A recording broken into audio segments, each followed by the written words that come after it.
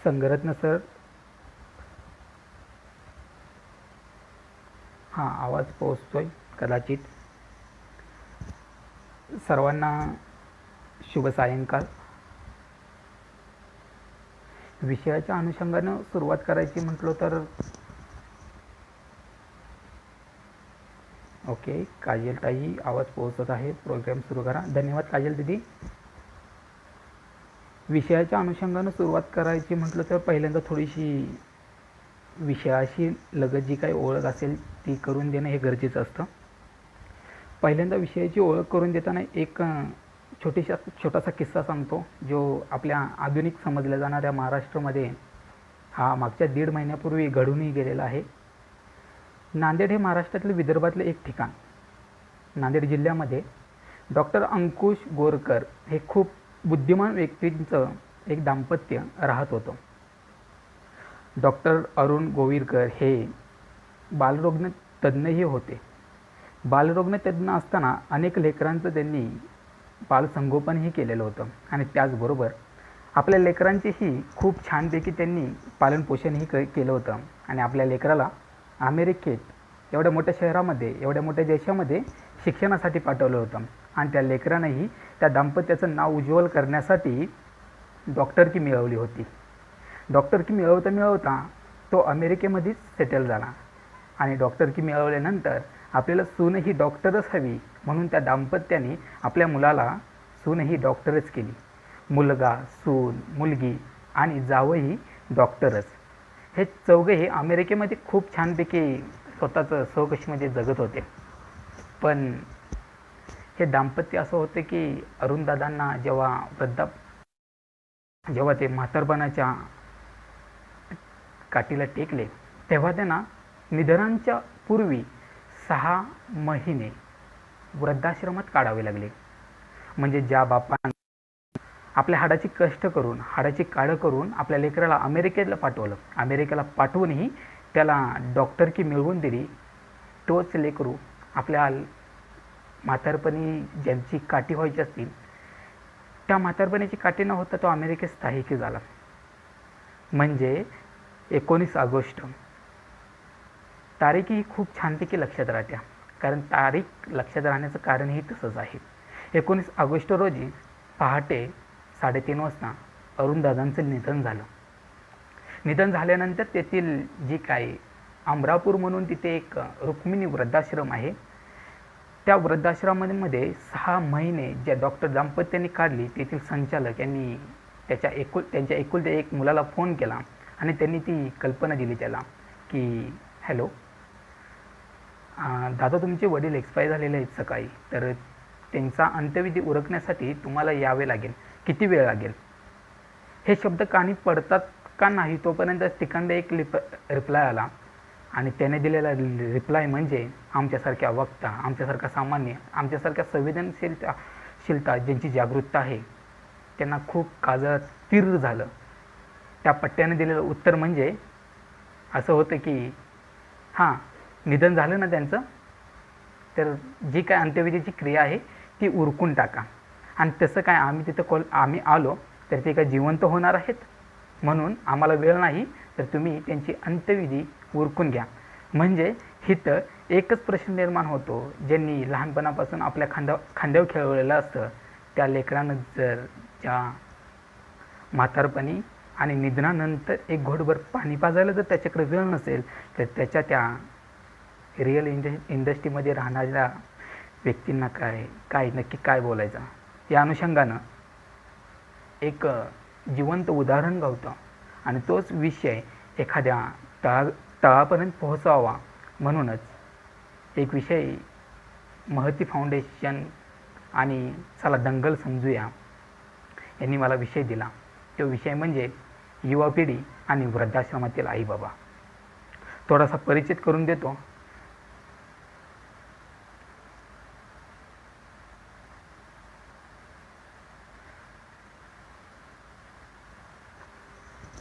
कोणताही कार्यक्रम सुरू करण्याच्या अगोदर परिचित करावा लागतो, म्हणून मी माझा छोटासा परिचित करून देतो. मी सागर नंदा भीमराव धोत्रे, राहणार सातारा. साताऱ्यामधून एक कराड तालुका आहे. कराड तालुक्यापासून एक 12 किलोमीटर घारेवाडी म्हणून एक छोटंसं गाव आहे. त्या गावचा रहिवासी, ज्यांनी मला ही संधी उपलब्ध करून दिली, त्या महती फाउंडेशनचं पण खूप ऋण व्यक्त करतो की त्यांनी आमच्यासारख्या नवकलाकारांना महतीसारखं खूप मोठं पेज आम्हाला उपलब्ध करून दिलं आणि आमच्या विचारसरणीला एक जागा करून दिली.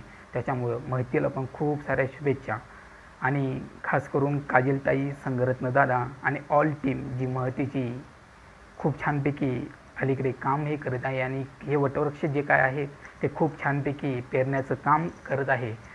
महतीला खूप साऱ्या शुभेच्छा आणि येणारा कालखंड ही माहितीसाठी खूप आल्हाददायक असेल असा आशावाद व्यक्त करतो. आणि मी माझ्या छोट्याशा जो काय मला विषय दिला आहे, युवा पिढी आणि वृद्धाश्रमातील आई बाबा, याच्याविषयी थोडंसं माझं मत मांडतो.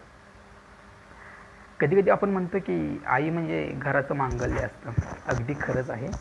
सकाळीच एक न्यूजपेपरला एक बातमीही आलेली होती की गुजरातमधील एक दाम्पत्य आपल्या महाराष्ट्रामध्ये येत होतं आणि महाराष्ट्रामध्ये आल्यानंतर मुंबईसारख्या भल्या मोठ्या शहरामध्ये एक दाम्पत्य म्हणजे अरुण, त्याची बायको आणि त्याची 3 वर्षाची मुलगी आणि जी काय बायको होती ती गरोदर होती. म्हणजे महाराष्ट्रामध्ये एक पाऊल टाकलं आणि मुंबईसारख्या सुसंस्कृतरित्या वाढलेल्या शहरामध्ये तिचं जेव्हा पाऊल पडतं तेव्हा खऱ्या अर्थाने तिच्या प्रसूतीच्या ज्या काही वेदना असतात त्या सुरू होतात. आणि त्या वेदना सुरू झाल्यानंतर तिथल्या जे काही मानवतावादी व्यक्ती आहेत त्यांनी काही क्षणासाठी ॲम्ब्युलन्सचीही व्यवस्था केली. पण ॲम्ब्युलन्स यायच्या अगोदरच कदाचित असं होत होतं की तिच्या वेदना एवढ्या असह्य झालेल्या होत्या की तिला जेव्हा ॲम्ब्युलन्स आले तिथं त्याच्यानंतर त्याच्या अगोदरच तिच्या बाळाला तिच्या गर्भाशयातून, म्हणजे तिचं गर्भाशय जे होतं ते निम्म बाळ ते गर्भाशयातून बाहेर आलेलं होतं. कदाचित होतं की त्याच वेळी त्या मुलाला जन्म दिला.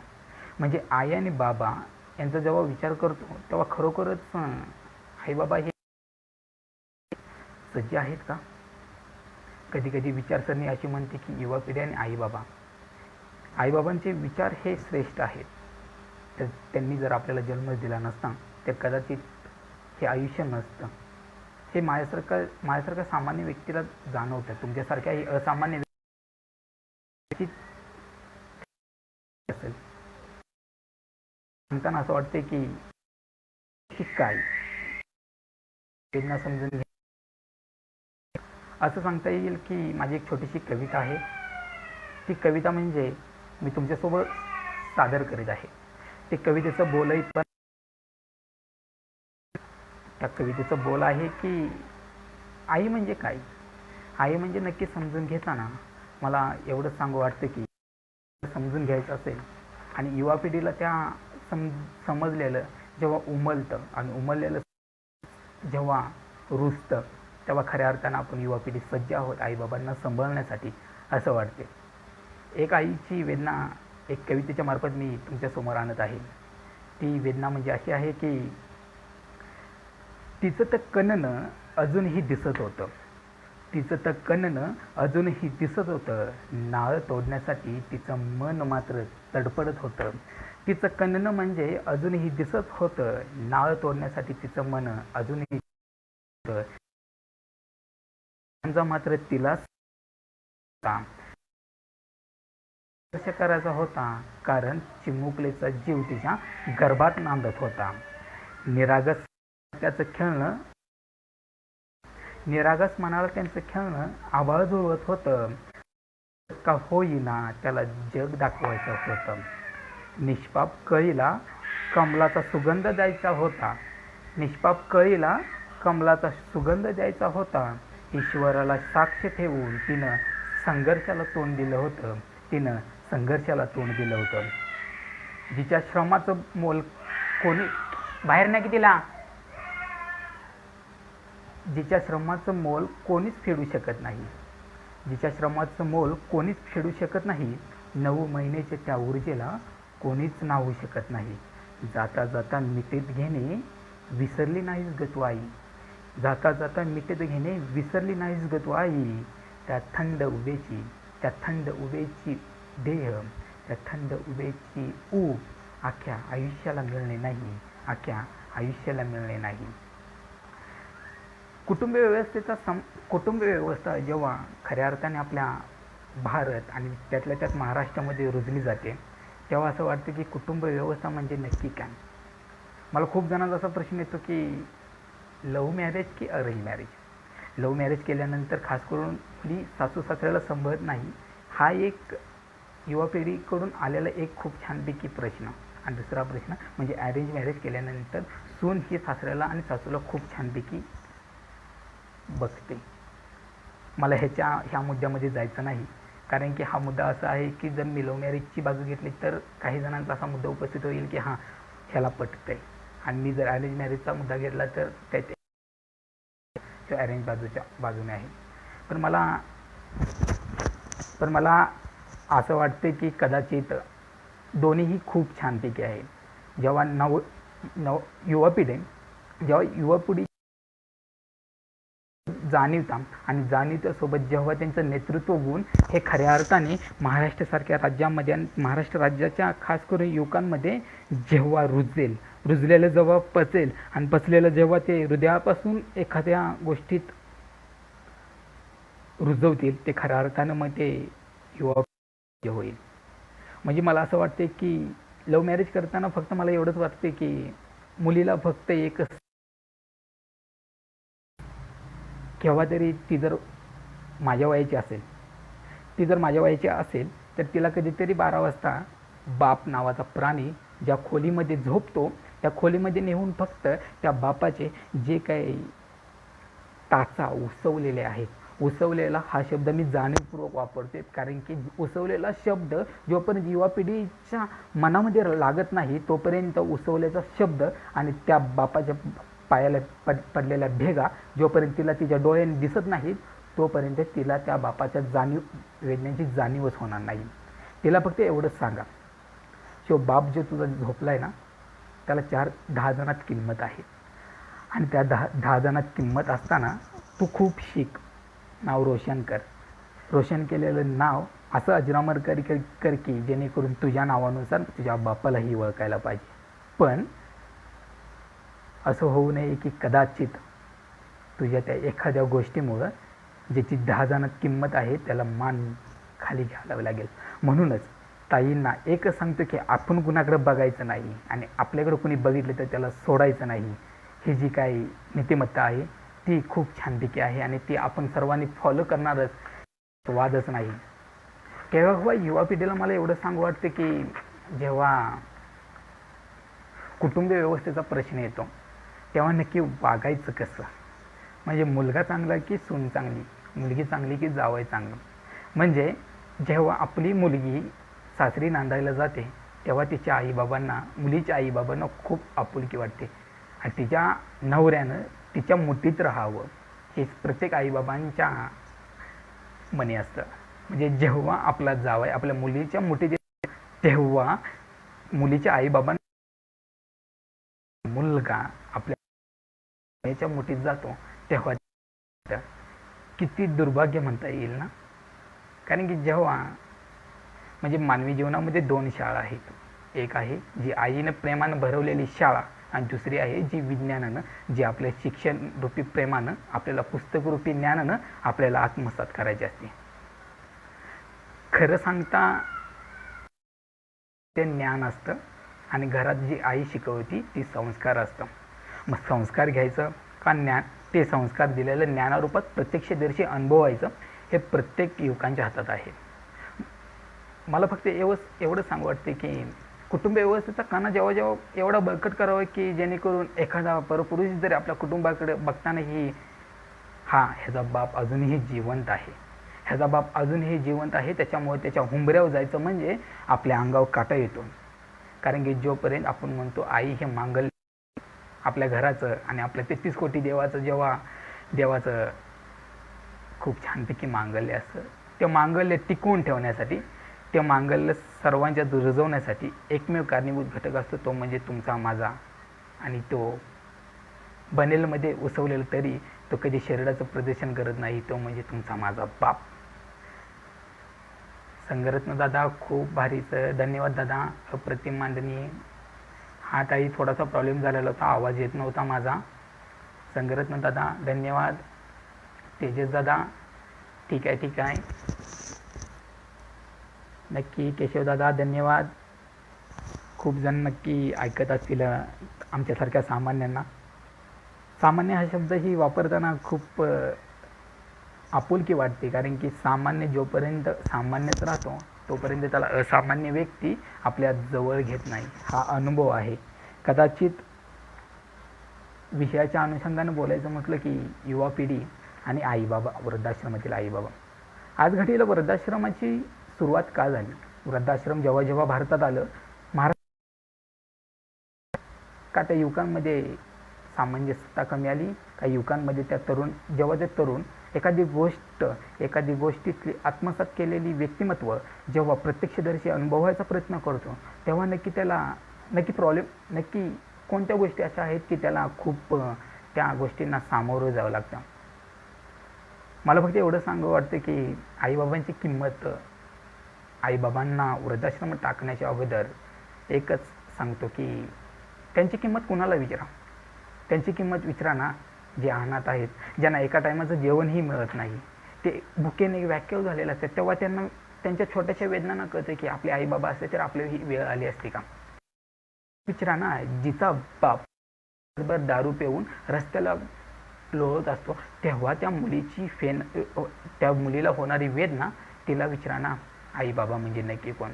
अरे त्यांना तर विचाराच, पण जिनं आपल्या गर्भामध्ये 9 महिने 9 दिवस एखाद्या लेकराला सांभाळलेलं असतं, तिच्या गर्भात तिचा जेव्हा डिलिव्हरी होते, जेव्हा त्या मुलाला जन्म दिलेला असतो आणि तो मुलगा डोळे उघडण्याच्या अगोदरच, बघा, तो मुलगा जेव्हा डोळे उघडण्याच्या अगोदरच जन्मदात्रीनंच आपला प्राण सोडलेला असतो, त्याला त्याच्या वेदना विचारा.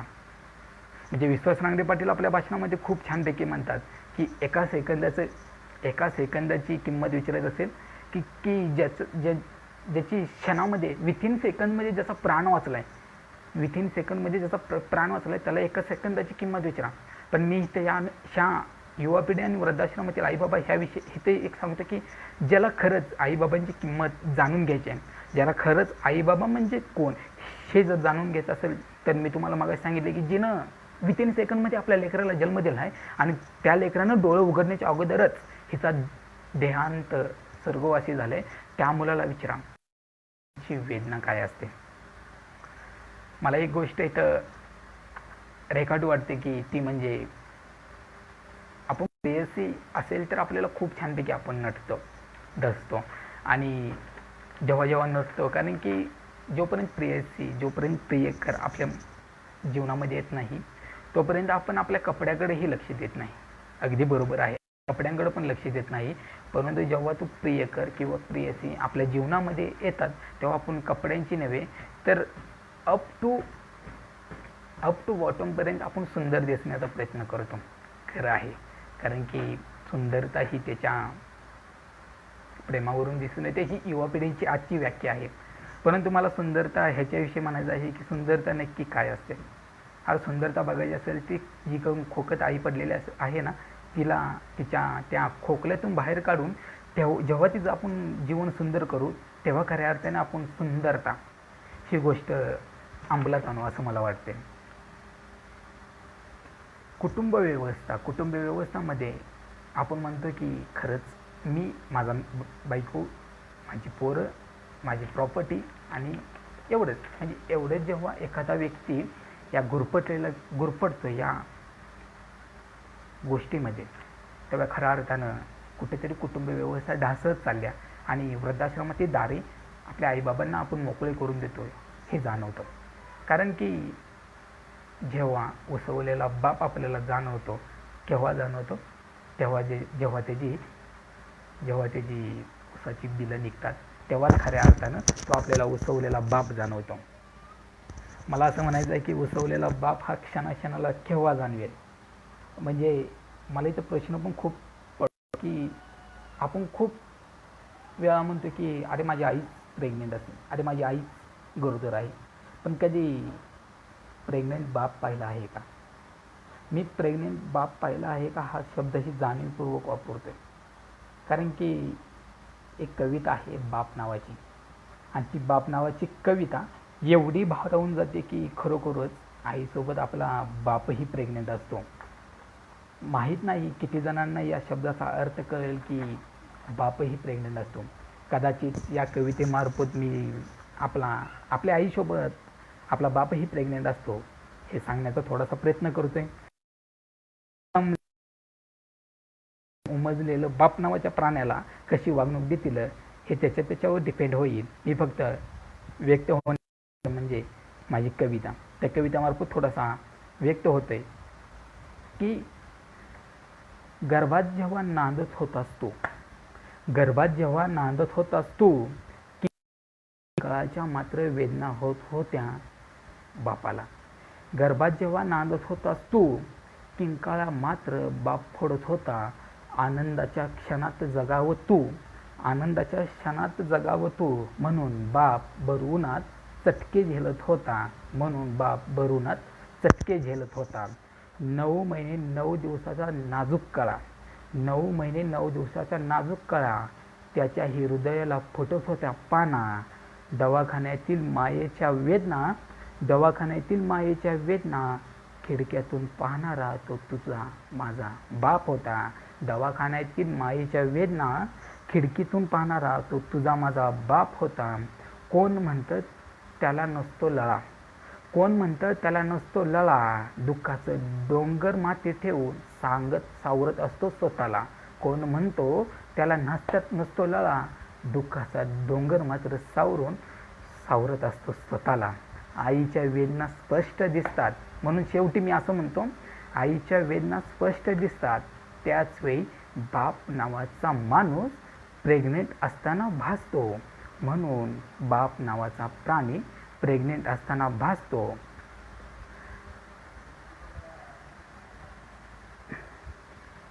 धन्यवाद तेजस दादा, योगेश दादा, धन्यवाद संगरत्न दादा, काजल दीदी धन्यवाद, अमर माळी धन्यवाद. मला असं वाटतं की बाप नावाची गोष्ट अशी आहे की जेवढं समजल, जेवढं उमजल, आणि ते उमजलेलं जेव्हा आपण प्रत्यक्षदर्शी आपल्या दैनंदिन जीवनामध्ये आपण जेव्हा त्याचा सन्मान करेन बाप नावाच्या गोष्टीला, तेव्हा खऱ्या अर्थाने हे जीवन सार्थक ठरलं असं मला म्हणता येईल. असं खरंच माणसाला जोपर्यंत स्वतःच्या स्वत नावाची गोष्टीची जाणीव होत नाही तेव्हा तोपर्यंत त्याला काही उमजत नाही. आणि उमजलेलं तेव्हाच उमलतं जेव्हा त्यानं प्रत्यक्षदर्शी जे काय बोलतो तर प्रत्यक्षदर्शी कृती त्यानं दर्शवलेलं असतं. म्हणजे मला एक गोष्ट इथं सांगू वाटते की आपण अलीकडची युवा पिढी असं म्हणतो की मी, माझं एज्युकेशन, माझा बिझनेस, माझी नोकरी हे खूप छानपैकी, म्हणजे बिझनेसमध्ये जर एखादा व्यक्ती मोठा झाला तर त्याला कदाचित उद्योगरत्न हा पुरस्कार मिळेल, कदाचित महाराष्ट्र शासनाकडून त्याचा गौरवही होईल. परंतु खूप जण तुम्हाला शब्बासकी देतील, परंतु जोपर्यंत मायेचा हात आपल्या पाठीवर शब्बासकीचा पडत नाही तोपर्यंत मायेची ऊब आणि त्या मिळालेली जी काही देणगी मिळालेली त्याचं सार्थकता होत नाही. कारण की मायेच्या शब्बासकीची ही जाणीवच वेगळी करून देते. कारण की त्याच्यामध्ये श्रद्धा असते, त्याच्यामध्ये प्रेम असतं, त्याच्यामध्ये आपुलकी असते, त्याच्यामध्ये तिनं जेव्हा आपल्याला भूक लागलेली असते लहानपणी तेव्हा तिनं पाजलेलं आपल्याला दूध असतं. दूध म्हणजे असं अमृत आहे की ते शापाचा विचारानेही कधी दंश होत नाही. म्हणूनच दुधाची उपमा ज्याला समजली, दुधाची उपमा जेव्हा ज्यानं आत्मसात केली, कदाचित त्यालाच कळलं असेल की आईच्या दुधाचं महत्त्व. अलीकडं युवा पिढींना मला सांगावंसं असं वाटतं की संसारूपी चाकं ही दोन्हीही महत्त्वाचीच आहेत. जोपर्यंत तुम्ही आणि तुमची बायको, जोपर्यंत ह्या संसारूपी गाडा एकदर्शी नेत नाही तोपर्यंत काहीच उपयोग नाही. मला इथं कुटुंब व्यवस्थेमध्ये एक उदाहरण, कारण की मी सारखा कुटुंब हा शब्द घेतो, कारण की कुटुंबामध्येच अशा वेदना खूप आहेत की संसारूपी चाकं अलीकडच्या कालखंडामध्ये 21व्या दशकामध्ये केव्हा निघून पडले हे समजलं सुद्धा नाही हो. जेव्हा बाप नावाचा प्राणी एखाद्या वेळी समोर उभा राहतो तेव्हा खऱ्या अर्थाने जागं मिळवलं का? आपण उमलते का? उमललेलं खरंच त्याची सावली इतरांच्या नजरेत पडते का? नाही ना. मला एक गोष्ट इथं आवर्जून सांगावीशी वाटते की बाप नावाचा प्राणी आणि आई नावाच्या प्राणीविषयी आदरणीय आणि मी ज्यांना माझे गुरुस्थानी मानतो ते आदरणीय APJ Abdul Kalam sir. APJ Abdul Kalam sir एकदा विद्यापीठच्या इंटरव्ह्यू घेत होत्या. विद्यापीठच्या इंटरव्ह्यू पॅनलमध्ये APJ Abdul Kalam sir, Mashelkar sir आणि इतर अजून 2-3 जण होते. 2-3 जण असताना माशेलकर सर क्वेश्चन विचारत नव्हते, परंतु APJ अब्दुल सर प्रत्येक मुलाखतदारांना एक एक प्रश्न विचारत होते. आणि एकच प्रश्न, ठराविक प्रश्न हा ठरलेला होता की जे मुलाखतीसाठी आलेले कुलगुरू पदासाठी त्याने एकच प्रश्न APJ अब्दुल कलाम सर विचारत होते, तेव्हा आई बाबा काय करतात. 1 झालं, 2 झालं, 3 झालं, 14 झालं, बरोबर 21 जणांना सेम प्रश्न, सेम गोष्ट विचारली. तेव्हा खऱ्या अर्थाने मला असं वाटते की माशेलकर सरांना थोडासा राग आला असेल आणि माशेलकर सरांनी इंटरव्ह्यू झाल्यानंतर 4 चौघात त्यांना विचारलं की कलाम सर, आपण जर कुलगुरूंच्या पदाच्या मुलाखती घेता तर मग त्यांना प्रशासनाविषयी प्रश्न विचारा, त्यांना शिक्षण क्षेत्राच्या विषयी प्रश्न विचारा.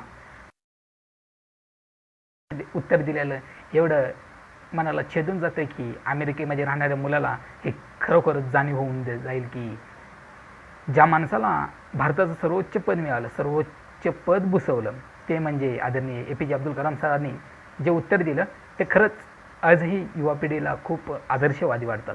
कारण की तिने दिलेलं उत्तर म्हणजे, माशेलकर, अहो मी हा प्रश्न जाणीवपूर्वक विचारत होतो की तुझे आई बाबा काय करतात.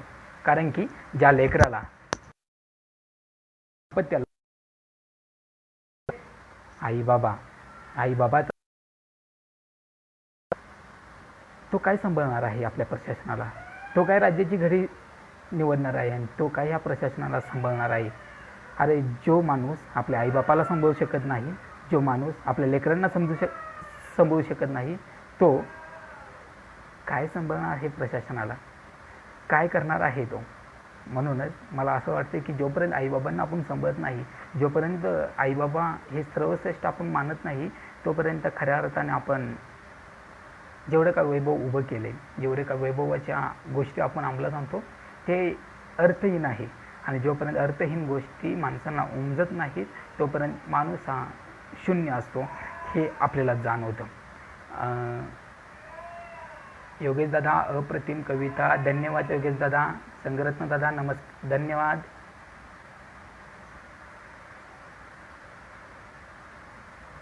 नंदकुमार ससाने सर धन्यवाद. काजलताई धन्यवाद. धन्यवाद धन्यवाद. मला असं वाटतं की वृद्धाश्रमातील आईबाबांचा विषय घेता घेता कधी कधी मला त्या आईबाबांनाही सांगू वाटतं की आपण जशी पेरणी करतो तसंच एखादं झाड उगवतं आणि ते झाड कशा पद्धतीनं कोणतं नक्की उगवायचं हे आपल्यावर डिपेंड असतं. की आपण कडुलिंबाचं झाड जर आपण छानपैकी उमललं, कारण की कडुलिंबाचा पाला हा अगोदर खाल्ल्यानंतर कडूच लागतो, परंतु जेव्हा जेव्हा त्याचे इफेक्ट जाणवतात तेव्हा खरंच असं वाटतं की अजून एक झाड लावलं असतं तर बरं झालं असतं. संसार रूपी चाकं चालवताना आपल्या लेकरांना हे संस्कार रूपी चाकं चालवण्यासाठी खूप छानपैकी सज्ज व्हावं लागतं. जेव्हा जेव्हा माणसं असं म्हणतात की लेकरू खूपच छान आहे, तेव्हा त्याची सगळी जी काही गोष्टी आहेत त्या आईबाबांना गेलेल्या असतात. आणि एखाद्या लेकरू संस्काररूपी असूनही जेव्हा त्या विटंबनाच्या मार्फत प्रत्यक्षदर्शी अनुभवायला मिळतं तेव्हा असं वाटतं की आईबापाची चुकी असेल. म्हणजे चांगले केले तरी आईबापच आणि चुकीचं केलं तरी आईबापच, म्हणजे नक्की तर वेदना कुणी सोसावेत. वेदना सोसताना हे असं जाणवतं की खरंच सगळ्या गोष्टींना आईबाबा का चुकीच्या असतात का. मला इथं खास करून उदाहरणं द्यावं वाटतं की आदरणीय बाबा आमटे. बाबा आमटेंची फॅमिली अजूनही 3री पिढी एकत्र नांदत आहे, तेही सर्व गुण संपन्नरित्या. म्हणजे बाबा आमटे आणि साधना आई आणि बाबा आमटेंची 2 लेकरं, प्रकाश बाबा आणि विकास बाबा. प्रकाश बाबांची पत्नी म्हणजे मंदाकिनी आई आणि विकास दादा आहेत त्याच्या पत्नी. म्हणजे संसार रूपी चाकं नक्की कोणत्या दिशेने चालवायला हवेत याचं मर्ती म्हणतो उदाहरण म्हणजे आपल्या महाराष्ट्रातच आहे, ते म्हणजे आनंदवन. एवढं मोठं डॉलर उभं करणारे बाबा आमटे आम्हाला कायम असताना असलेले आदरणीय सर. कमवायचं आणि माणसानं कमवायचं काय आणि गमवण्यासारखं माणसांच्यात काही नसतं. कमवण्यासारखं खूप असतं, फक्त आपली ओंजळ अशी पाहिजे की देणारी खूप असतात, आपण फक्त घ्यायचं काम करायचं. नाहीतर आजकालच्या तरुणांची खूप छानपैकी आदर्श असतात. अभिनेत्री, अभिनेते यांचा आपण स्टेटस ठेवतो. मला स्टेटस यांच्याविषयी काही बोलायचं नाही, पण आपला आदर्श कोण असावा. अरे ज्यांनी 23व्या वर्षी फाशीवर जाताना हसता हसता गेला ते आदरणीय, म्हणजे जे 23व्या वर्षी हसता हसता फाशीवर गेले ते आदरणीय भगतसिंग, राजगुरू, सुखदेव हे आपले आदर्श असू द्या ना. कारण की भगतसिंगांची आई अप्रतिम, म्हणजे लेकरू जन्माला घालावं तर भगतसिंगांसारखं, लेकरू जन्माला घालावं तर राजगुरूसारखं, लेकरू जन्माला घालावं तर मलाला युसुफ अलीसारखं, लेकरू जन्माला ताईंचं एक उदाहरण देऊ वाटतं की अपंग व्यक्ती एवढं खूप छानपैकी करू शकतात, आपल्यासारखी धडधाकट का करू शकत नाहीत, हा मुद्दा आहे. लेकरू सांभाळताना असं सांभाळावं की आदरणीय आपल्या देशाचे पंतप्रधान नरेंद्र मोदीजी यांची ही आई, म्हणजे प्रेम वात्सल्य काय असतं नक्की त्यांच्या प्रेमरूपी भावनेतून आम्हाला समजतं. म्हणजे जेव्हा जेव्हा वृद्धाश्रमाची गोष्ट येते तेव्हा काही गोष्टी कारणीभूत असतात की वृद्धाश्रमात आईबाबांना पाठवलं जातं. म्हणजे अलीकडं मला कुत्रा या प्राण्याविषयी थोडंसं सांगू वाटतं, का तर तशी काही गोष्टी पण आहेत की आणि पण प्राण्यांची दया करावीच, कारण की प्राण्यासारखा कोणीही प्रामाणिक नसतो हे मलाही मान्य आहे. आजकाल आपण म्हणतो की कुत्र्याला आपण त्या डब, म्हणजे डब हा खेडेगावाच्या मुलांना डब म्हणजे अजूनही माहीत नाही, क्षमा असावी, पण डफामध्ये अंघोळ घातली जाते, त्याला शॅम्पूही लावला जातो. डफामध्ये अंघोळ घातली जाते, त्याला शॅम्पूही लावला जातो. दररोज नवीन टॉवेलने त्याला पोचलंही जातं. कालची राहू द्या, सकाळची भाकरीही त्याला न चारता ब्रेड, डोस, दूध तेही ताजं हे दिलं जातं आणि संध्याकाळी छानपैकी एसी गाडीतून त्याला फिरवायला नेलं जातं. छानपैकी म्हणजे केलंच पाहिजे, कारण की प्राणी हा दयावान असतो. प्राण्यांना हे सगळ्या गोष्टी माहीत असतात, हो करायच पाहिजे. परंतु जे लेकरू ज्या मुक्या प्राण्याला एसीच्या गाडीतून संध्याकाळी फेरफटका मारायला नेतं, त्याची आई बाप वृद्धाश्रमात 3 ते 4 दिवसाच्या भाकऱ्या खायत असतात. ही थोडीशी जाणीव झाली तर बाद झालं, कारण की कुत्रे हे शेवटी चावल्याशिवाय राहत नाही, कुत्रे हे मरताना चावल्याशिवाय राहत नाही. आईबाप एवढेच असतात, आईबाप एवढेच असतात, मरताना सुद्धा आशीर्वाद दिल्याशिवाय मरत नाही. तुमच्यावरच डिपेंड आहे की आपण नक्की कशाला प्रेम करावं. मला कोणत्याही प्राण्यांविषयी काही बोलायचं नाही, कारण की प्राणी हे देणगी असतं. परंतु बाबा जर वृद्धाश्रमात असतील मग ते 3 ते 4 दिवसाच्या भाकऱ्या खायच्या असतील, तर जेवढी आपण त्या प्राण्यांबद्दलची जी काय जिव्हाळा निर्माण करतो तो राहत नाही. आणि खरंच हे जीवन सार्थकी करायचं असेल तर आईबाबांशिवाय पर्याय नाही. मला एक काही गोष्ट शेअर करू वाटते की मी काही दिवसापूर्वी एका वृद्धाश्रमामध्ये गेलेलो होतो. तिथे एक दाम्पत्य होतं आणि ते दाम्पत्य प्रत्येक दिवशी आणि प्रत्येक वेळेला एक पत्र लिहित होतं आपल्या लेकराला. त्या लेकरापर्यंत पोहोचत होतं का न पोहोचत होतं ते माहीत नाही, परंतु ते दाम्पत्य दररोज पत्र लिहायचं. आणि मला जेव्हा हा विषय निवडला तेव्हा मी त्या दादांना, म्हणजे दत्तात्रय बामणे आणि आशाताई बामणे या दाम्पत्यांना मी फक्त विचारलं की आजोबा मला एक पत्र हवं आहे तुमचं.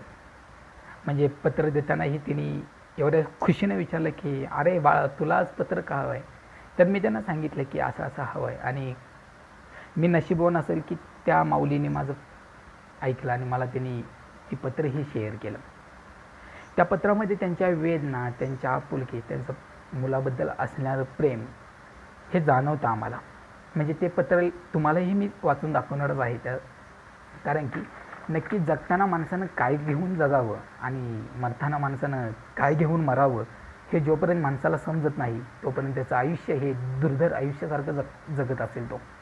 कारण की माणसानं जगताना असं जगावं की एखादा तरी म्हणजे आपलं जेव्हा निधन होईल, जेव्हा आपण स्वर्गवासी नंतर नरकवासी जिथं जाईल, जेव्हा हुंबऱ्यातून आपला देह बाहेर जातो तेव्हा घरच्या व्यतिरिक्त एखादा तरी बाहेरच्याने आपल्या डोळ्यातून अश्रू काढावे, तरच हा देह येता सुखी जाता सुखी असं कोणतरी म्हणून गेले. म्हणूनच म्हणतो की आपल्या घरच्यांव्यतिरिक्त एखादा तरी अश्रू आपल्या डोळ्यातून काढावे, तेव्हाच खऱ्या अर्थानं आपण काहीतरी मिळवलं. कारण की आपला आयुष्याचा एकही अशी गोष्ट नाही की ती आपण गमावणार नाही, सगळ्या गोष्टी गमावणार आहे. शेवटपर्यंत एकच गोष्ट आपल्यासोबत राहील, ते म्हणजे आपण आत्मसात केलेलं ज्ञान. ते ज्ञान आत्मसात करता क्षणी ते दुसऱ्यांना किती योग्य दिशा दाखवण्यासाठी त्याचा उपयोग केला. हेही खूप. अभिषेक मोठे धन्यवाद. तुम्ही आमच्यासारख्यांचे सामान्यांचं आज व्याख्यान ऐकताय. आणि नंदकुमार ससाने सर, अप्रतिम कविता होती, ऐकून मस्त वाटलं, धन्यवाद ससाने दादा. तर मला फक्त एवढं सांगायचं आहे तर की ते पत्र म्हणजे मला पत्र वाचतानाही खूप आनंद होईल आणि त्याच्या वेदनाही खूप महत्त्वाच्या आहेत. वेदना माणसाला जगायला शिकवतात. वेदना माणसाला जेव्हा जगायला शिकवतात तेव्हा त्याला वळणही लावतं. जोपर्यंत माणसाला वेदना होत नाहीत तोपर्यंत त्या माणसाचं बाह्यरूप कधीही निदर्शनात येत नाही. म्हणून त्या आजोबांनी आणि आजींनी जे काही पत्र दिले ते तुमच्यासोबत मी मांडू इच्छितो. ते पत्र असं आहे की त्या पत्राचं हेडिंग पण त्या आजोबांनी खूप छानपैकी दिले. सांगणारे शेवटचं म्हातारीला केव्हा शिवलंच रे. सांगणारे शेवटचं म्हातारीला केव्हा शिवलंच रे. वाटतात तेवढ्या सोप्या गोष्टी नसतात रे. वर्षानुवर्षे एकाच घरामध्ये राहून आपल्या माणसाबद्दल आपल्याला स्पर्श न होणे. म्हणजे वाटतं की एकाच घरामध्ये राहून आपल्याच माणसाचा स्पर्श न होणे ही किरकोळ गोष्ट नाही. पूर्वी नमस्कारासाठी पोरगं वाकले की राहू दे रे बाबा असं म्हणून टकोऱ्याला हात तरी लावता येत होतो रे. म्हणजे पूर्वी जेव्हा माणसं नवरा नवरी वाकायची तेव्हा राहू दे रे बाबा, तेव्हा टकोऱ्याला तरी हात लावता येत होतं रे. आता ती बी सोय नाही रे. देवच मोडीत निघालाय, आईबापाचं काय रे. हे वाक्य एवढं हृदयापर्यंत पोचतं की खरंच वृद्धाश्रमाच्या आईबाबांच्या एवढ्या वेदना आहेत. संसारूपी चाकं निभवताना संसारूपीचा देखावा करण्यापेक्षा त्या संसारूपी चाकं जोपर्यंत रस्त्याला सोयीत चालतील तोपर्यंत खऱ्या अर्थानं नवयुवकांचा संसार टिकला जाईल. पुढे ते म्हणतात, आईबाबा पण थकतात रे, सुरकुत्या येतात, दम लागतो. रोज सकाळी उठला की सांगतो स्वतःला वाकायचं नाही, ताट जगायचं, जसा मी जगलो तसा. आणि रोज रात्री थकतोय रे तो पण. वाटतं पोरानं विचारावं, थकलास का रे बाबा. म्हणजे थकलास का रे बाबा एवढा शब्द म्हातारीला उत्साहदायक वाटतं की नाही म्हणायला पण हुरूप लागते येतो रे. माझं पोरग सिलिकॉन व्हॅलीमध्ये आहे आणि ते खरंच आहे. त्या दाम्पत्याचं पोरग सिलिकॉन व्हॅलीमध्ये आहे. पगार काय आहे, काय केलंस, कधी विचारलं नाही ग. कधी दमडीसुद्धा घेतली नाही. त्याची आई गेल्यावर फक्त फोन केला, बोला उरकून घ्या, वेळ नाही आणि सुट्टी पण घावणार नाही. अरे तुम्हाला पळभर पाणी पाजायला पण वेळ नाही, भाड खाऊ. सगळं विसरलास का रे. हाताचा पाळणा करून वाढवलं रे. म्हणजे मला जेव्हा ही लाईन येते तेव्हा खऱ्या अर्थानं खरंच मला पण वाटतं की खरंच प्रत्येकाच्या आईबापांना आहे ना स्वतःचा पाळणा करून लेकरांना वाढवलेलं आहे. म्हणजे तो जेव्हा केव्हा रडायला लागला की आबाळ फेक झेल फेक झेल पुन्हा फेक पुन्हा झेल हे चालायचं. पण मोठ्यापणी कधी तो आबाळात गेला आणि तेथेच राहिला हा आपला पट्ट्या. अरे मार्की लागत्या नोकरीवर 1000 मिळतील आणि तू पुन्हा आल्यावर म्हातारी दुसरी कुठून आणू तुला जाळायला. आणि असं काय झालं की रे आम्ही वेडं वाकडं वाढलं. म्हणजे तो म्हणतोय की असं काय झालं रे आम्ही वेडं वाकडं वागतोय. अशा वेळी आमच्या चुकांकडे दुर्लक्ष करायचं खूप महत्त्वाचं वाक्य आहे युवा पिढीसाठी. अशा वेळी आमच्या चुकांकडे दुर्लक्ष करायचं की घरात फिनान कोड लावून गणिताच्या ठेरा मांडून आम्हाला चिमटीत धरायचं. फिनान कोड मांडून गणिताच्या ठेऱ्या मांडून आम्हाला चिमटीत धरायचं. हे ज्याच्या त्याच्या आणि ज्या त्या युवा पिढीवर डिपेंड आहे. आणि खरंच आजची युवा पिढीला आईबाबांचं महत्त्व कधी कळणार माहीत नाही. पण जेव्हा कळेल तेव्हा कदाचित वेळ गेलेली नसेल एवढी आपण गोष्ट जाणून घेऊया. मला असं वाटते की युवा पिढीनं जगायला हवं. त्याच्या मनासारखं जगायला पाहिजे. त्याच्या मनासारखं वावरायला पाहिजे. त्याच्या मनासारखं सगळ्या गोष्टी क्रिएट करायला पाहिजे. पण त्याचबरोबर ज्याने आपल्याला 9 महिने 9 दिवस आपल्या स्वतःच्या उदरामध्ये वाढवलं. स्वतःच्या उदरामध्ये वाढताना त्या मुलाला छोटीशी वेदना होऊ नये म्हणून स्वतःच्या वेदनांना सलही न देता अखंडभर ते तुझी सेवा करत राहिलेला तो प्रेग्नंट बाप. या दोघांविषयी जोपर्यंत तुम्हाला प्रेम वाटत नाही तोपर्यंत खऱ्या अर्थानं वृद्धाश्रम बंद होणार नाहीत. मला एक गोष्ट इथं जाणवते की म्हणजे वृद्धाश्रमात पाठवायला कारणीभूत कोण मुलगी का मुलगा. म्हणजे जेव्हा आपल्या घरी असतो तेव्हा आईबाबांना वाटतं की आपल्याला वृद्धाश्रमात पाठवण्यासाठी मुलगाच कारणीभूत आहे. आणि जेव्हा आपली मुलगी परक्याच्या घरी नांदायला जाते तेव्हा खऱ्या अर्थानं वाटते त्यांच्या आईबापांना की आपल्याला घराबाहेर काढण्यासाठी ती सूनच कारणीभूत आहे. म्हणजे एका बाजूला मुलगाही कारणीभूत आहे आणि एका बाजूला मुलगीही कारणीभूत आहे. पण मला इथं मुलींची खूप बाजू घ्यावीच वाटते की खरंच मुली या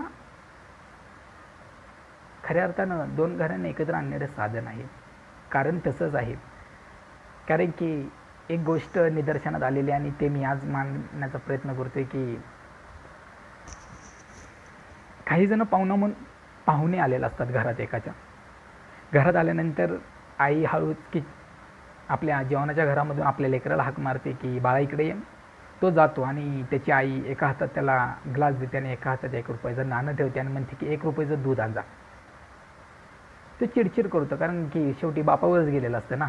म्हणजे 1 रुपयाचं दूध आणि 1 रुपयाचं म्हणजे ग्लास सांगते जेव्हा तो बापावरच गेलेला असतो त्याच्यामुळे तो ताणताण करतो आणि म्हणतो की मी. तेव्हा त्याची आई माईचा राळा लावते आणि म्हणते की अरे तुला गोळ देईल तुला शेंगदाणे देईल पण घेऊन ये. हे पण पत्त्या बाहेरच्या दारातून न जाता जिथं पाहुणे बसलेत ना तिथूनच जातो आणि जातानाही त्या पाहुण्यांकडे बघत जातो. आणि जाताना जो 1 रुपयाचं नाणं दिलेलं असतं ना आईनं तो त्या ग्लासमध्ये टाकतो आणि वाजवत जातो. म्हणजे त्या मुलांना त्या पाहुण्यांना निदर्शनात आणून द्यायचं होतं की थांबा दूध घेऊन होते तोपर्यंत चालू द्या तुमचं. पण त्याच ठिकाणी जर आपल्या घरची मुलगी असेल तर तिला जेव्हा आई हाक मारते तेव्हा ती कोणतीही गोष्ट आरडाओरडा न करता ती घरात जाते. घरात गेल्यानंतर तिच्या पण हातात 1च रुपयाचं नाणं आणि एका हातात ग्लास दिला जातो. ती मुलगी काही न आरडाओरडा करता काही न आपट करता ती त्या पाहुण्यांच्या देखतूनच जाते. पण जाताना ती दिलेला पेला हा फाटक्या फ्रॉकमध्ये झाकून नेते. म्हणूनच मला इथे सांगू वाटते की एक मुलगा 1 रुपयाचं नाणं ग्लासमध्ये घालून वाजवत जातो आणि तीच मुलगी आपल्या घराचं अब्रू बाहेर जाऊ नये म्हणून आपल्या फाटक्या फ्रॉकमध्ये तो ग्लास झाकून नेते. म्हणूनच बापाच्या गरिबीची वेदना सोसण्यासाठी मुलगी असते. बापाच्या गरिबीची वेदना सोसण्यासाठी मुलगी असते आणि जगाच्या वेदना आपल्या गर्भात घेण्यासाठी एक महिला असते, एक महिला असते. मला या अनुषंगाने एवढंच सांगायचं आहे की खरंच मुली आणि ज्या आया असतात त्या कधीही घराला छेद पडू नये असं वागत नाहीत, कारण की त्यांना संसाररूपी चाकं आणि जी काही वासं आहेत ते खूप छानपैकी निभवायचे असतात. मला इथं आईचं प्रेम नक्की कोणत्या बाजूचं असतं, मला इथे गोष्ट सांगू इच्छितो की मी दोन पुरुष नावाच्या गोष्टी, म्हणजे पुरुष सेम, काही डिफरन्स नाही दोघांमध्ये, पण एखादा जिल्हा कोल्हापूर आणि एखादा जिल्हा धुळे. बी एस सी झाल्यानंतर प्रत्येक मित्रांनी आपापल्या घरी जायचं एक नियोजन केलं होतं. प्रत्येकाच्या घरात जाऊन प्रत्येकाचं भोजन करायचं. प्रत्येकाच्या गोष्टी झाल्या आणि धुळ्याचा जो मित्र होता त्या मित्राकडे जायचा शेवटचा योग आला. कारण की जोपर्यंत तो मुलगा त्यांच्यासोबत होता, त्या मित्रांसोबत होता, तेव्हा तो मुलगा म्हणायचा की आमच्या घरी या, आमच्या घरी सोन्याचा खांब आहे, आमच्या घरी सोन्याचा खांब आहे. आणि ही मुलंही खूप आतुर होती आणि बी एस सी झाल्यानंतर ती त्याच्या घरी गेली, धुळेला गेली. त्या दिवशी ती राहिलीत वगैरे. संध्याकाळी आईनं खूप छानपैकी जेवण केलं की धुळेची स्पेशल जी काय असेल ते खाल्लीत. गप्पा गोष्टी वगैरे सगळ्या झाल्या आणि त्या मुलांना एकच ओढ होती की अरे सोन्याचा खांब नेमका काय होता. सकाळ झाली, जेवणही झालं होतं आणि सगळी मुलं त्या आईच्या शेजारी जाऊन बसली. तेव्हा त्याच्या एका मित्रानं त्या मित्राला प्रश्न केला की अरे तू खूप दिवस झालं म्हणत होतास की अरे सोन्याचा खांब नेमका आम्हाला आता तरी दाखव, सोन्याचा खांब काय आहे. तो मुलगा उठला, आपल्या आईला म्हणला मधी. त्या आईला त्यानं प्रदर्शना घातली आणि तेव्हा त्या मुलांना तो मुलगा म्हणला की आता ओळखलं का सोन्याचा खांब काय आहे माझा. ती मुलं अचंबित झाली, त्यांना कळत नव्हतं. तेव्हा त्यानं दिलेलं उत्तर म्हणजे शोच आहे माझा सोन्याचा खांब. आणि त्यानं आईला मारलेली मिठी खरंच सोन्यापेक्षा जिचं मूल्य मांडता येत नाही, तो शब्दाही व्यक्त करता येत नाही, तोच सोन्याचा खांब म्हणजे त्या मुलाची आई. एका बाजूला मुलाची आई ही त्याच्यासाठी सोन्याचा खांब आहे आणि एका बाजूला ह्या नराधामांना आईचं काळीजही काढताना काही वाटत नाही का. म्हणजे मागच्या 1.5 वर्षापूर्वीची गोष्ट, कोल्हापूरसारख्या सुजान जिल्ह्यामध्ये एक गोष्ट घडते. ते म्हणजे सायंकाळी 8:30-9 वाजता तावडे हॉटेलच्या समोर एक वस्ती राहत आहे. अजूनही कदाचित असेल ती वस्ती. त्या वस्तीमध्ये एक आई, एक लेकरू आणि दोघंच राहत होते, कारण की लेकराचं लग्न करून दिलेलं होतं, परंतु बायको ह्याच्या त्रासानं माहेरी कंटाळून गेली होती. संध्याकाळी तो आला, त्यानं ड्रिंक घेतली होती, पण त्या माऊलीला पैसे मागत होता. पैसे माऊलीने दिले नाही म्हणून त्या माऊलीला त्यानं मारहाण केली आणि मारहाण करत तिनं त्या नराधमानं त्या आईचं काळीजही काढलं. म्हणजे एवढी घटना भयंकर होती की काळीजही काढलं होतं आणि काळीज काढलं होतं आणि त्या काळजाला तेल मीठ लावून खाल्लं होतं. म्हणजे एका बाजूला सुसंस्कृत म्हणणारे या महाराष्ट्र देशामध्ये एका बाजूला आई ही सोन्याचा खांब आहे, तर एका बाजूला दारूसाठी त्या आईचं काळीजही पिटाळून खाणारी आपल्यासारखी युवा पिढी या महाराष्ट्रामध्ये आहे. म्हणजे शिवाजी महाराज की जय म्हणताना जेवढं सळसळतं रक्त, खरंच खूप छानपैकी अमित मटकरी आमचे मित्र खूप छानपैकी म्हणतात की तरुणांच्या मनामध्ये जेवढं सळसळतं ना रक्त, गाडींवर पण खूप छानपैकी असतं, जय शिवाजी, जय शिवराय, आम्ही सारे शिवभक्त. पण तीच गाडी जेव्हा एखाद्या संध्याकाळी धाब्यावर थांबते तेव्हा खरंच मला थोडंसं जाणवतं, खरंच हे शिवरायांचे मावळे आहेत का, आणि हे खरंच कुठेतरी चुकतंय. हे खूप छानपैकी निदर्शनात आणून देतं आहे. थोडं शेवटकडे जाताना असं म्हणतो, कारण की इथंही वेळेचं थोडंसं बंधन असतं. कारण की महती फाउंडेशन असं आहे की प्रत्येक कलाकारांना वाव देण्यासाठी एकमेव व्यासपीठ आहे, ते म्हणजे महती फाउंडेशन. महती फाउंडेशनमध्ये कार्यरत असणारे संगरत्न दादा, काजल दिदी यांचं कार्य खूप मोठे आहे. काजल दिदी पण खूप मोठे व्याख्याते आहेत. त्यांनी आमच्यासारख्या सामान्यांना या महतीचं व्यासपीठ उपलब्ध करून दिलं आणि पोहोचवण्याची संधी दिली. त्यांचंही पुन्हा एकदा मी आभार मानतो, कारण की आपल्या लोकांचा आभार. अभिजित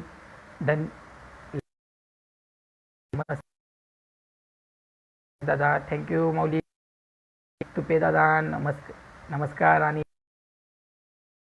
कारण की ही स्थिती ही आपल्या महाराष्ट्र सुजाण असा जिल्हा म्हटलेला कोल्हापूर जिल्हा जाणवतं. आणि शेवटकडे वळताना युवा पिढींना जर वृद्धाश्रमातील आईबाबांना रिटर्न आणायचं असेल आणि वृद्धाश्रमात आईबाबांना आपल्या कधीच पाठवायचं नसेल, तर आजच नक्की आपण अशी एक प्रार्थना करूया. प्रार्थना करताना असंही म्हणूया की खूप छानपैकी असतं, कारण की त्या कवितेचं बोल आहे. कारण की शेवटी जाताना मला माझ्या कवितेच्या मार्फत त्या नवयुवकांना सांगायचं आहे की आईबाबा नक्की काय असतात. मग आईबाबांना आपल्या घराचं वैभव्य, आपल्या घराचं मांगल्य, आपल्या घराचं नेतृत्व, आपल्या घराचं कर्तृत्व, आपल्या घराचं शाश्वत पद्धतीनं रुजवलेलं झाड ते छानपैकी रुजवायचं का वृद्धाश्रमासारख्या एखाद्या अस्खलित पडलेल्या घरात पाठवायचं, हे ज्याच्या युवकांच्या मनावर आहे. मी जेवढं सांगायचं तेवढं सांगण्याचा प्रयत्न केला. यातून एक तरी युवकानं ठरवलं की अरे खरंच आपले आईबाबा हे आपल्यासाठी सर्वश्रेष्ठ आहेत. आणि जोपर्यंत स्वतः आपल्या मनाला सांगत नाही की आपले आईबाबाच हे आपल्यासाठी सर्वश्रेष्ठ आहेत, तोपर्यंत महाराष्ट्र हा वृद्धाश्रमानेच भरून निघेल. कदाचित त्या वृद्धाश्रमातील संख्या आपल्याला जर कमी करायची असेल, तर ही कविता किती जणांना भावत्या, आणि भावलेली कविता किती जणांना रुचत्या, आणि रुचलेली कविता किती जणांना प्रत्यक्षदर्शी अनुभवायला मिळत्या, हे आपण काही वर्षानंतरच आपल्याला कळेल की खरंच की वृद्धाश्रमातील संख्या घटत्या का वाढत्या. कदाचित येणारी युवा पिढी ही कदाचित घटवण्याच्याच मार्गाला लागेल. कारण की जाणवायचे असेल ते मी शेवटला सांगेन की सद्यस्थिती नक्की काय आहे. माझ्या कवितेचं बोल आहे की आज थोडं सांगायचं आहे, आज थोडं सांगायचं आहे आई बाबा, आज थोडं तुम्हाला सांगायचं आहे. कारण खूप दिवस झालं सांगायचं होतं, पण ते असं क्षण येत नव्हते की आमच्या जे काही हृदयातील भाषा आहे ते तुमच्यापर्यंत पोहोचवता येत नव्हतं, परंतु या महतीच्या निमित्तानं आज पोहोचवण्याचा थोडासा प्रयत्न करतो.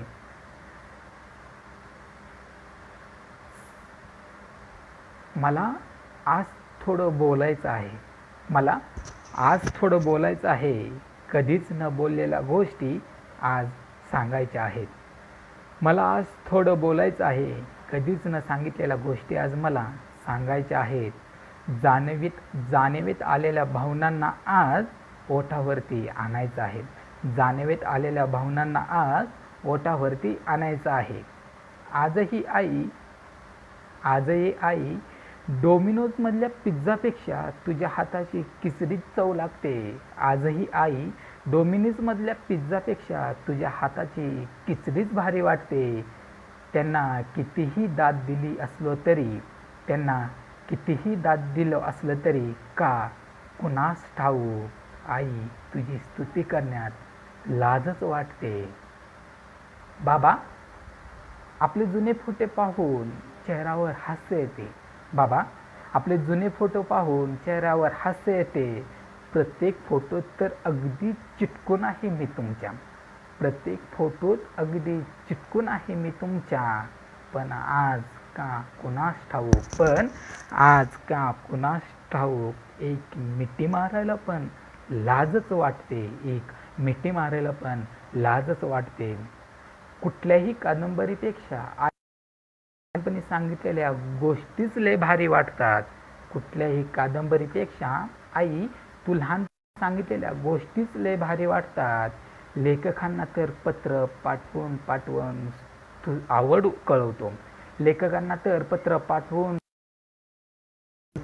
का कुणास ठाऊक तुझ्यावरती प्रेम दाखवायला लाजच वाटते. तुम्ही केलेले लाड बाबा कधीच विसरू शकणार नाही. तुम्ही केलेले लाड बाबा कधीच विसरू शकणार नाही. नेहमीच जाणवते, नेहमीच जाणवते. मित्रासोबत तर खूप मजा मस्ती करतो, मित्रांसोबत तर खूप मजा मस्ती करतो, पण तुमच्यासोबत बसून निवांत गप्पा मारायला लाजच वाटते. पण तुमच्यासोबत निवांत गप्पा मारायला लाजच वाटते. खरंच या गोष्टीसाठी लाजावं, खरंच या गोष्टीसाठी लाजावं. जर आम्ही इतकं तर पुन्हा लहान व्हायचं आहे. रांगत रांगत बोबड्या बोलात तुमच्यासोबत रमायचं आहे. पाठीवरती बसून आई पुन्हा आंघोळ घालवशील का?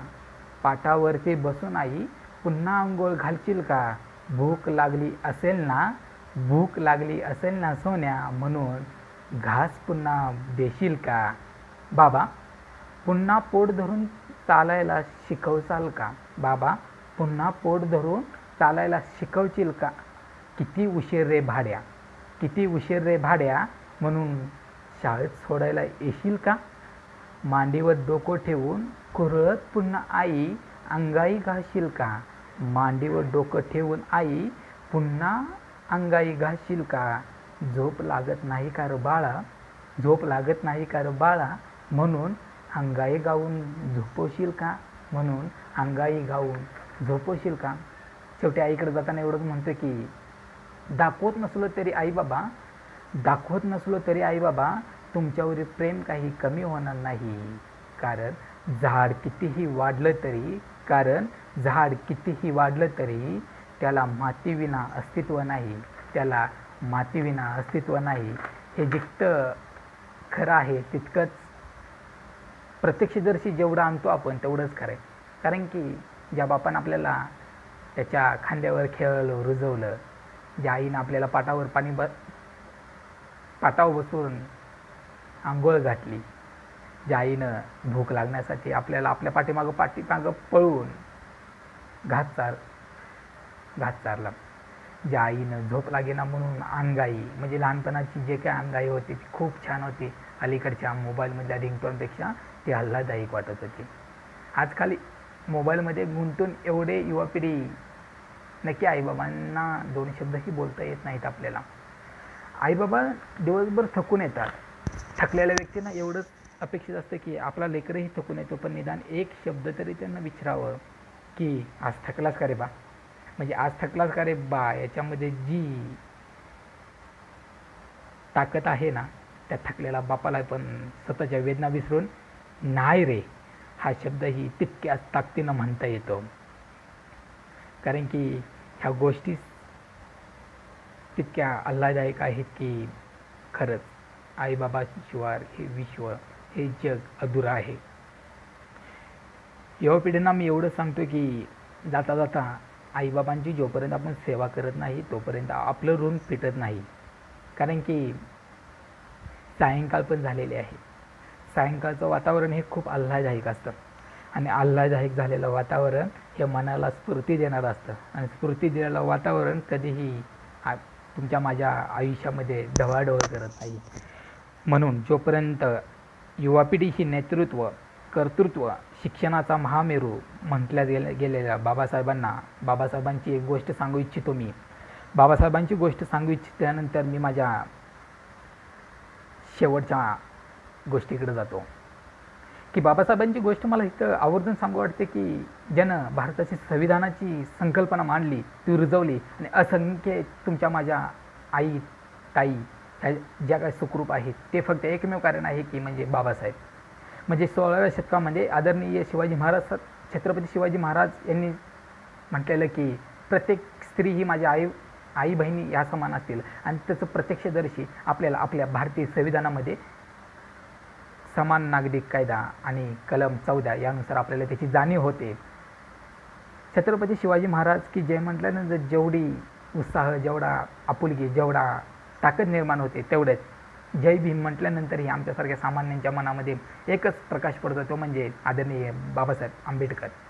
म्हणजे बाबासाहेब आंबेडकरांच्या जीवनामध्ये खूप अशा संकल्पना आहेत, खूप अशा घटना आहेत. त्यातली एक सांगू इच्छितो की नक्की बापाचं महत्त्व काय असतं आपल्या लाईफमध्ये. की बाबासाहेब 10वीला होते आणि त्यांना काही दिवसासाठी एक्झामसाठी बाहेर जायचं होतं. जेव्हा जेव्हा बाबासाहेबांना अडचणी आल्या तेव्हा त्यांचे वडील खूप छानपैकी त्यांच्या पाठीमागे होते आणि जेव्हा त्यांची 10वीची परीक्षा चालू होती तेव्हा त्यांना परगावी जायचं होतं म्हणून त्यांनी स्वतःच्या बाबांना घेऊन ते गावी गेले. आठवडाभर त्यांना तिथे राहायचं होतं. खाण्याचा थोडासा वांदा होता, परंतु त्यांच्या बाबांना एवढंच ठाऊक होतं की आपला भीमराव शिकला तरच आपलं कुटुंब नावाजलं जाणार आहे. म्हणून बाबासाहेब जेव्हा जेव्हा पेपरला जायचे होते त्याच्या अगोदर ते जेवण करून ठेवत होते आणि बाबासाहेब पेपर आटपून घरी जायचे तेव्हा ते जेवत होते. एक दिवस झाल्यानंतर दुसऱ्या दिवशी बाबासाहेबांनी जेवण केल्यानंतर त्यांच्या बाबांना त्यांनी विचारलं की तुम्ही जेवला नाही का? बाबासाहेबांच्या बाबांनी उत्तर दिले की नाही, तू जेव, तू पोट भरून जेव, त्याच्यानंतर मी जेवण. दुसरा दिवस झाला, तिसरा दिवस झाला, चौथा दिवस झाला. चौथ्या दिवशी बाबासाहेबांच्या ध्यानात आलं की म्हणजे बाबासाहेबांचे वडील जेवत नव्हते, कारण की बाबासाहेबांना जेवढं लागायचं तेवढंच ते करायचे, कारण की अन्नधान्याची टंचाई होती. नकळत बाबासाहेबांनी बाबासाहेबांच्या वडिलांना विचारलं की बाबा तुम्ही जेवत नाही, काय कारण आहे? तेव्हा बाबासाहेबांच्या वडिलांनी दिलेलं उत्तर हे भारतरत्न मिळवण्यापर्यंतचा प्रवास ज्यांनी खूप खडतर मार्गाने आणि ज्यांचे जगामध्ये सगळ्यात जास्त त्यांनी बाबासाहेब आंबेडकर सरांना दिलेलं उत्तर त्यांच्या बाबांनी म्हणजे की भीमराव, मला या भाकरीनं कधीच पोट भरणार नाही. भीमराव, मला या भाकरीनं कधीच पोट भरणार नाही. मला तेव्हाच पोट भरल जेव्हा तू देशाच्या सगळ्यात मोठ्या शिखरावर असशील, तेव्हा खऱ्या अर्थाने भाकरीची पण गरज लागणार नाही. म्हणजे काय ही इच्छाशक्ती, आणि त्या इच्छाशक्तीच्या जीवावर ज्यांनी अखंड जगाचा इतिहास अभ्यासून भारतासारख्या सुसंस्कृत देशाची राज्यघटना लिहिली त्या आदरणीय बाबासाहेब आंबेडकरांचे गुरु आई बाबा. आपल्या नवयुवकांचे गुरु कोण, त्यांचे आदर्श कोण, हे ज्याची त्यांनीच ठरवावे. म्हणजे आतापर्यंत असं निदर्शनात आलं आहे की कोणीही आपल्या आईबाबांचा वॉलपेपर ठेवत नाही. तो ठेवतो एखाद्या नटीचा, एखाद्या अभिनेत्याचा, एखाद्या कवितेचा, नंतर एखाद्या घराचा. जेव्हा आपण उठल्याबरोबर आपल्या आईबाबांचा DP बघेन, जेव्हा आपल्या आईबाबांचा वॉलपेपर बघेन, तेव्हा खऱ्या अर्थानं आपल्या आयुष्याच्या, आपल्या त्या दिवसाची खूप चांगल्या पद्धतीनं सुरुवात झाली असं मी म्हणेन. आणि मी माझ्या शेवटीकडे जाताना एवढंच म्हणतो की तिच्या श्रमाचे मोल कोणीच मोलू शकत नाही. जिच्या श्रमाचे मोल कोणीच मोलू शकत नाही. 9 महिने 9 दिवसाच्या त्या कळीला कोणीही न्हावू शकत नाही. 9 महिने 9 दिवसाच्या त्या कळीला कोणीही न्हावू शकत नाही. धन्यवाद. फक्त सायंकाळी जाताना एवढंच म्हणतो की सायंकाळची कातर वेळ झुळकासा वारा, सायंकाळची कातर वेळ झुळकासा वारा. माझ्या या शब्दांना, माझ्या या कवितेंना, माझ्या या भावनांना तुमचा कधी विसर न व्हावा आणि ह्या अनुषंगानं आपल्या आईबाबांना कधी वृद्धाश्रमाचा दार न दाखवावा, एवढीच मी तुमच्या सर्वांच्या चरणी प्रार्थना करतो. आणि खास करून माहितीमधील जी काही व्यक्ती आहेत दादा, यांचे मी आभार मानतो की त्यांनी आमच्यासारख्या सामान्य ज्या खेड्या गावामध्ये अजूनही काही सोर्सेसची अवेलेबलता नाही, त्या व्यक्तींना तुम्ही आज अखंड महाराष्ट्राचं दर्शन दिलं आणि त्या अखंड व्यक्ती आज ऐकतात. त्याच्यामुळं माहितीच्या खूप खूप शुभेच्छा. येणारा कालखंड हा फक्त माहितीचाच असेल, महती फाउंडेशनचा असेल आणि दंगल प्रबोधनाचा असेल. एवढं बोलून मी महतीला खूप साऱ्या शुभेच्छा देतो. आणि तुम्ही जे काय मला आता 1.25 तास ऐकलं त्याच्याबद्दलही तुम्हाला तुमचे आभार मानतो. आदरणीय निलेश शिंदे सर हे माझे गुरु आहेत, त्यांचेही मी आभार मानतो की त्यांनी मला ही काव्यरचना, मला जी लिखाणशैली त्यांनी मला आत्मसात करण्यासाठी खूप शुभेच्छा दिल्या. धन्यवाद. संगरत्न दादा धन्यवाद. विजय तुपे दादा धन्यवाद. मी तुमचा आभार मानतो आणि माझ्या छोट्याशा कार्यक्रमाला अलविदा करतो. आणि यामार्फत आपल्या आईबाबांना आपल्या घराचंच मांगल्य ठेवूया आणि आईबाबांचं नाव अखंड देशापर्यंत नेऊया. आणि येणारा कालखंड हा आपल्यामुळं आईबाबांचं नाव न ओळखता त्यांच्यामुळं आपल्या नावाला कुठेही डाग लागणार नाही ही कल्पना पण आहे. पण आपल्यामुळे त्या आईबाबांच्या नावाला कोणताही डाग लागू नका, कारण की आईबाबा म्हणजे काचेचं भांडं आहे आणि त्या काचेच्या भांड्याला एखादा जरी तडा गेला तर ते भरता येत नाही आणि ते काचेचं भांडं हे बदलावं लागतं. म्हणून आईबाबांना आपण बदलू शकत नाही, म्हणून काचेचं भांडं एवढं सेफ्टी आहे की आयुष्यभराचं देणं जे असतं ते ह्याच जन्मी ऋणमुक्त होऊया. आणि मी तुमची रजा घेतो. धन्यवाद. राम कृष्ण हरी.